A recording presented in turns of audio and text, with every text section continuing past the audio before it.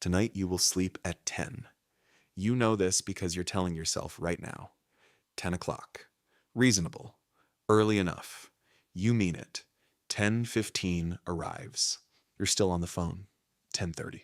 A negotiation. Just finish this. 11. Midnight. The usual time.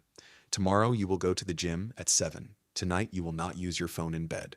This week you will finally stop doing the thing you always do. You mean all of this. You have always meant it. And here is what nobody tells you about that gap between meaning it and doing it. It is not a willpower problem. It is not a discipline problem. It is a mechanism problem. And the mechanism is something your brain does automatically beneath every intention you have ever made. Your brain is not changed by what you plan. It is changed by what you experience. Neuroscientist Anil Seth, the brain is a prediction machine. Every behavior you repeat is a path worn deep by walking. The brain follows the worn path not because it is lazy, but because worn paths are cheaper. The path that exists costs less energy than ground that has never been crossed. Your intention to sleep at 10 is a new path drawn on a map. But your brain does not live in maps. It lives in paths. And the path to midnight, the scroll, the one more video, the quiet negotiation at 10:15, that path is worn deep. Your brain will take it not because you are weak, but because that is what paths do. The new path does not exist yet. You cannot intend it into existence. The brain has exactly one mechanism for creating a new path. Walking it. Not planning to walk it. Not reading the book that explains the dopamine loop, the nervous system seeking stimulation, the pattern formed in a year you barely remember. Walking it, which means every time you make the plan and break it, every 10 o'clock that becomes midnight, you are not failing to build a new path. You are walking the old one again, deeper, more worn, more automatic.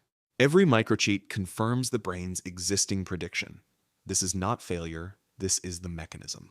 And to understand why it is so hard to interrupt, you have to understand what you were promised about how change works. That promise was wrong. Modern self-help has a promise.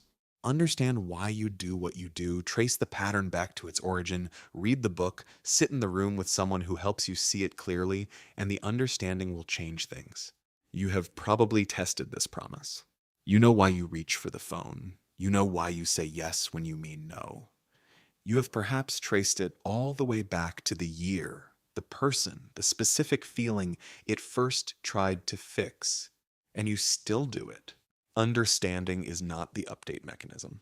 The brain does not change because you have explained the pattern to yourself.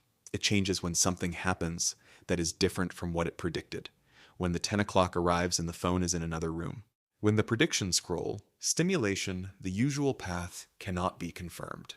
That moment of contradiction, that small discomfort of the prediction not being fulfilled, that is the signal. That is the only signal the brain updates on. The Stoics understood this without the instruments to prove it. Marcus Aurelius did not write about discipline. He practiced it cold water, structured sleep, movement before philosophy. Not because he understood why it mattered, because the practice was the update. The Buddhist path does not ask you to understand impermanence. It asks you to sit with discomfort until the brain updates its prediction of what discomfort means. Not insight, experience. Every tradition that lasted long enough to encode its discoveries built experience into the method. Modern self-help built understanding into the method. And here is the difference. Understanding tells you what the old path looks like. Experience creates the new one. So the tool is not what you think. Not 10 o'clock sleep. Not the full version of the new path walked perfectly from day one. The smallest possible step somewhere the feet have not been. Phone in another room for 1 hour. Not the whole night. 1 hour. Shoes on at 7 whether you leave or not. Not the workout. The shoes. The moment of lying in the dark without the screen. Not forever. Just once long enough for the prediction to be wrong. The brain updates when the experience is different. Even once, even slightly. You are not trying to be different. You are collecting evidence your brain cannot get any other way. The map is complete. You know where you want to go.